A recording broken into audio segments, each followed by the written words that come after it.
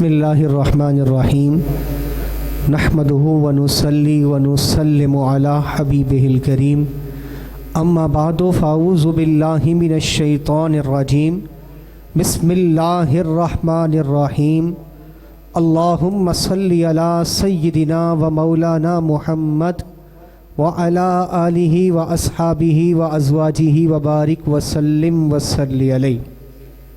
السلام علیکم ناظرین، کوہرنور ٹی وی چینل کے زیر اہتمام ادائے رمضان کی افطار ٹرانسمیشن میں آپ کا میزبان محمد بلال فریدی جامع برکات العلوم سے آپ کو خوش آمدید کہتا ہے۔ ناظرین، رمضان المبارک کا آخری عشرہ چل رہا ہے اور رمضان المبارک کا اختتام قریب ہے۔ حضور تاجدار کائنات صلی اللہ علیہ وآلہ وسلم نے اس عشرے کے اندر خصوصی محنت اور تگ و دو فرمائی۔ حضور تاجدار کائنات صلی اللہ علیہ وآلہ وسلم اس عشرے کے اندر مزید کمر کس کر اللہ رب العزت کی بارگاہ میں حاضر ہوتے تھے اور اللہ کی حمد و ثنا بیان فرماتے تھے۔ معصوم عن الخطا ہونے کے باوجود حضور تاجدار کائنات صلی اللہ علیہ وآلہ وسلم کثرت کے ساتھ استغفار فرمایا کرتے تھے۔ حضور تاجدار کائنات صلی اللہ علیہ وآلہ وسلم کی یہ سنت مبارکہ ہے کہ حضور استغفار فرمایا کرتے تھے۔ ناظرین، حضور وہ ہیں کہ جن کے کھاتے کے اندر کوئی گناہ ہونا تو درکنار حضور کے بارے میں گناہ کا، لغزش کا تصور بھی کرنا محال ہے اور ایمان کے منافی ہے۔ اس کے باوجود حضور تاجدار کائنات صلی اللہ علیہ وآلہ وسلم کثرت کے ساتھ استغفار اس لیے فرمایا کرتے تھے کہ امت کے لیے سبق حاصل ہو جائے کہ میں محمد صلی اللہ علیہ وآلہ وسلم اگر گناہ نہ کرنے کے باوجود اتنی کثرت کے ساتھ توبہ اور استغفار کرتا ہوں، تم تو خطا کار ہو، تم تو گناہ کرنے والے ہو، تم تو انسان ہو ایسے جو اکثر و بیشتر گناہ کرتے رہتے ہو، تو یاد رکھو تمہیں مجھ سے بھی زیادہ استغفار کرنا چاہیے، کثرت کے ساتھ اللہ رب العزت سے معافی مانگنی چاہیے، توبہ کرنی چاہیے، کیونکہ رب کو بڑا پسند ہے کہ اس کا بندہ اس کی بارگاہ میں حاضر ہو جائے اور نادم اور شرمندہ ہو کر اپنے گناہوں کی معافی مانگے۔ ہمارا سلسلہ جاری ہے توبہ اور استغفار کی فضیلت پر۔ اسی مقصد کے لیے آج ہم نے اس نشست کے اندر دعوت دے رکھی ہے۔ ہمارے معمول کے مہمان ہیں حضرت علامہ مولانا مفتی محمد رفیق نقشبندی صاحب۔ نعت رسول مقبول صلی اللہ علیہ وآلہ وسلم کا نذرانہ پیش کرنے کی سعادت حاصل کریں گے صاحبزادہ سید یوسف حسین گردیزی صاحب، اور آج کے ہمارے مہمان ہیں عزت مآب جناب محمد اشرف منہاس صاحب۔ آپ شروع کے ارکان میں سے شامل ہیں انجمن طلبہ اسلام ATI کے۔ میں تمام مہمانوں کو آج کے اس نشست کے اندر خوش آمدید کہتا ہوں۔ ملتمس ہوں محمد یوسف حسین شاہ گردیزی صاحب سے کہ آپ بارگاہ رسالت مآب صلی اللہ علیہ وآلہ وسلم میں نذرانہ عقیدت پیش کرنے کی سعادت حاصل کریں۔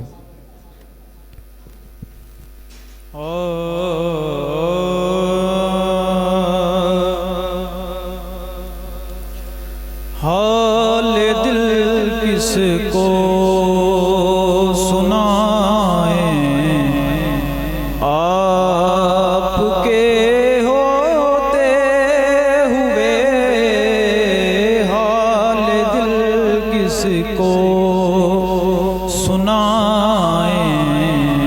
آپ کے ہو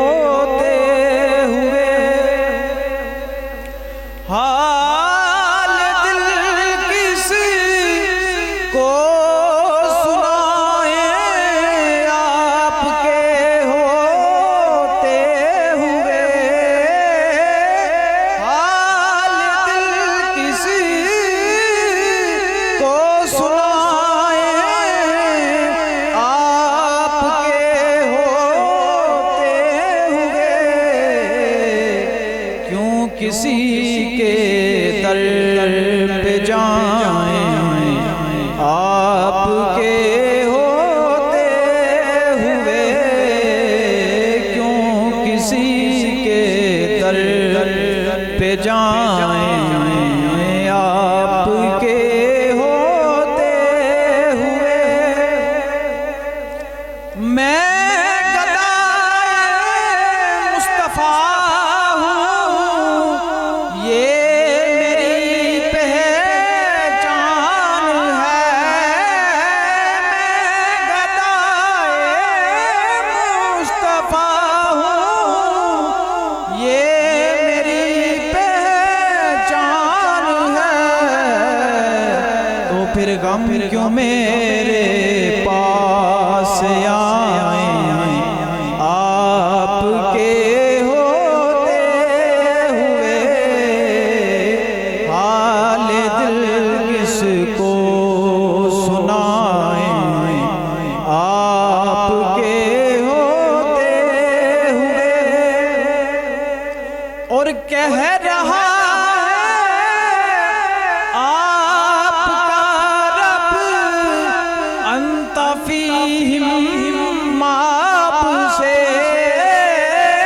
کہہ رہا ہے آپ کا رب انت فیہم، آپ سے کیوں انہیں میں دوں سزائیں، آپ کے ہوتے ہوئے، حال دل کس کو سنائیں، آپ کے ہوتے ہوئے۔ جزاک اللہ، ماشاءاللہ۔ صاحبزادہ سید یوسف حسین شاہ گردیسی صاحب بارگاہ رسالت مآب صلی اللہ علیہ وآلہ وسلم میں حاضری کا نذرانہ پیش کر رہے تھے اور فرما رہے تھے کہ کہہ رہا ہے آپ کا رب انت فیہم، آپ سے، اور یقیناً یہ قرآن مجید برہان رشید کی اس بابرکت آیہ مبارکہ کی طرف اشارہ ہے۔ سورہ انفال پارہ نمبر 9، رب کائنات نے محبوب سے فرمایا وما کان اللہ لیعذبہم وانت فیہم، محبوب اللہ کی یہ شان نہیں ہے کہ آپ بھی ان میں موجود ہوں اور اب ان کو سزائیں دے۔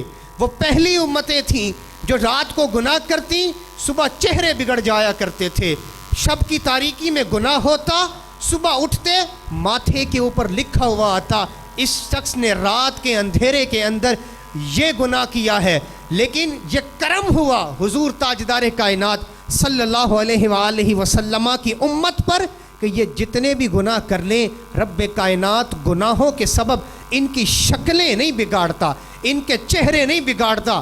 قرآن نے یہ وعدہ کر دیا وما کان اللہ لیعذبہم وانت فیہم، محبوب اللہ کی شان نہیں ہے کہ آپ ان میں موجود ہوں اور یہ ان کو سزائیں دے۔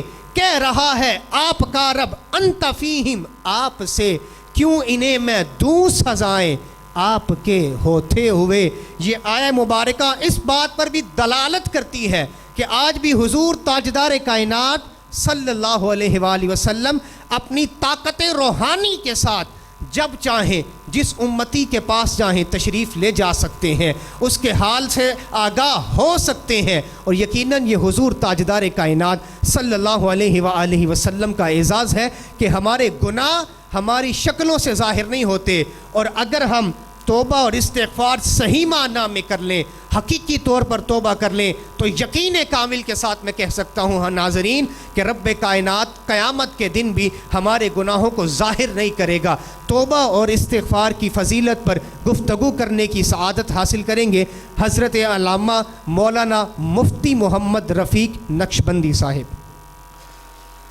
الحمدللہ رب العالمین والصلاة والسلام على رسوله الكریم، اما بعد فاعوذ باللہ من الشیطان الرجیم، بسم اللہ الرحمن الرحیم۔ ومن يعمل سوءا او يظلم نفسه ثم يستغفر اللہ یجد اللہ غفورا رحیما، صدق اللہ العظیم۔ اللہم صلی علی سیدنا مولانا محمد وآلہ وبارک وسلم۔ حمد و صلات کے بعد محترم سامعین و ناظرین، اللہ عز و جل کا فرمان مبارک ہے فرمایا وَمَن يَعْمَلْ سُوءًا أَوْ يَظْلِمْ نَفْسَهُ، جو کوئی شخص کوئی گناہ کرے یا اپنے نفس پہ ظلم کرے، ثم یستغفر اللہ، پھر اللہ سے توبہ استغفار کرے، بخشش چاہے، فرمایا یجد اللہ غفور الرحیم، اللہ کو بخشنے والا رحم کرنے والا پائے گا۔ ہم جب انسانی تاریخ دیکھتے ہیں، اور امام غزالی علیہ رحمہ نے اس بات کو لکھا کہ حضرت آدم علیہ السلام سے جب بھول کے غلطی ہوئی، آپ علیہ السلام پھر اللہ کی بارگاہ میں توبہ کرتے رہے، گڑ گڑاتے رہے، اور ایک وقت آیا کہ رب تعالیٰ نے آپ کی توبہ کو قبول فرمایا۔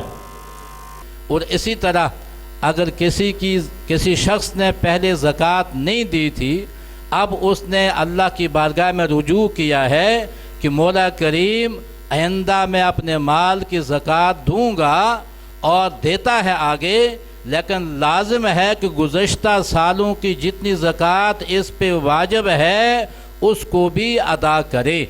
اسی طریقے سے روزے ہیں، کسی کے پہلے روزے اس نے نہیں رکھے تو لہٰذا ان روزوں کا اگر اس پہ جو ہے وہ قضا آتی ہے تو قضا کرے، اگر ان کا کفارہ اس پہ لازم آتا ہے تو ان کا کفارہ ادا کرے، تو پھر اس کی توبہ قبول ہوگی۔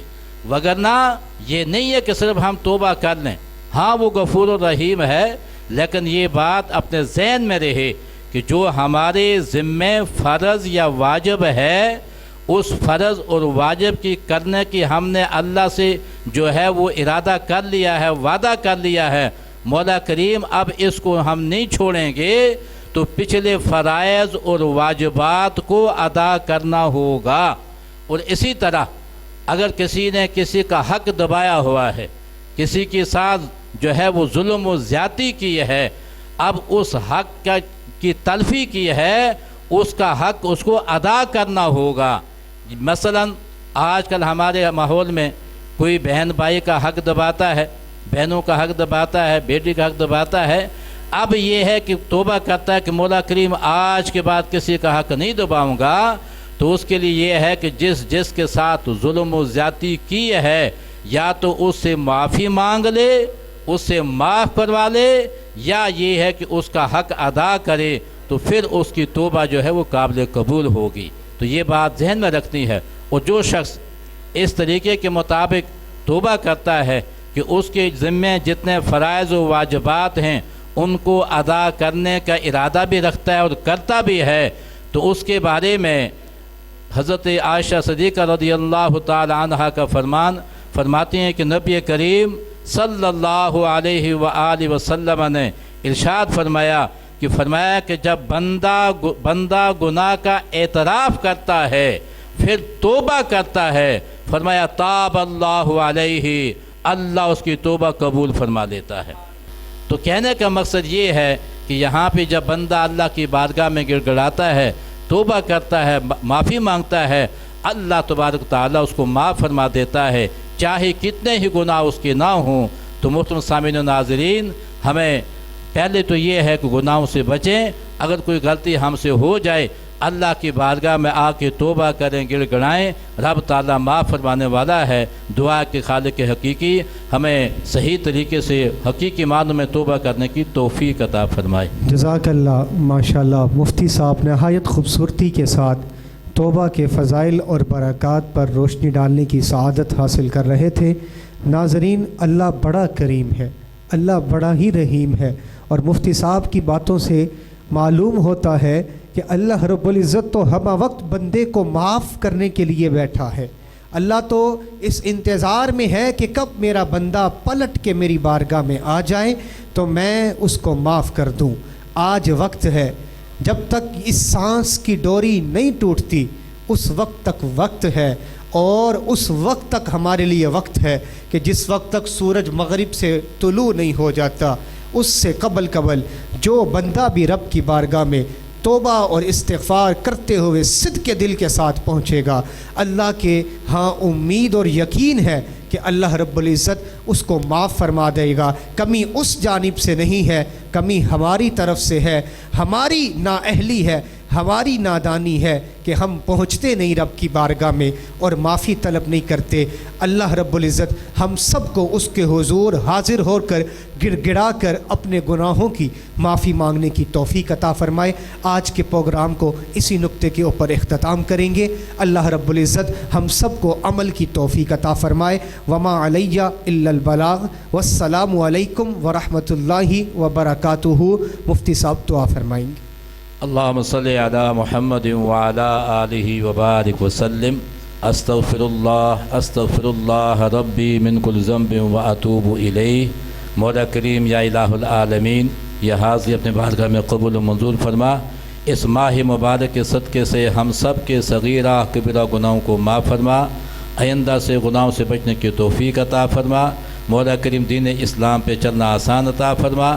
الہ العالمین جتنے بھی مسلمان اس دنیا فان سے چلنے گئے تمام کی کامل بخشش مغفرت فرما۔ مولا کریم ہمیں صحیح طریقے سے اپنی عبادت کرنے کی توفیق عطا فرما۔ جو بیمار ہیں اس ماہ مبارک کے صدقے سے انہیں ظاہری باطنی بیماریوں سے شفا کلی عطا فرما۔ مولا کریم جو پریشان حال ہیں تمام کی پریشانی کو دور فرما۔ بے اولادوں کو نیک صالح اولاد عطا فرما، بے روزگاروں کو روزگار عطا فرما۔ ہم سب کو زمین آسمان کے جملہ آفات و بلیات سے محفوظ فرما۔ امت مسلمہ کی خیر فرما، وطن عزیز کی حفاظت فرما۔ وصلی اللہ تعالی علی خیر خلقہ محمد برحمتک یا رحمت۔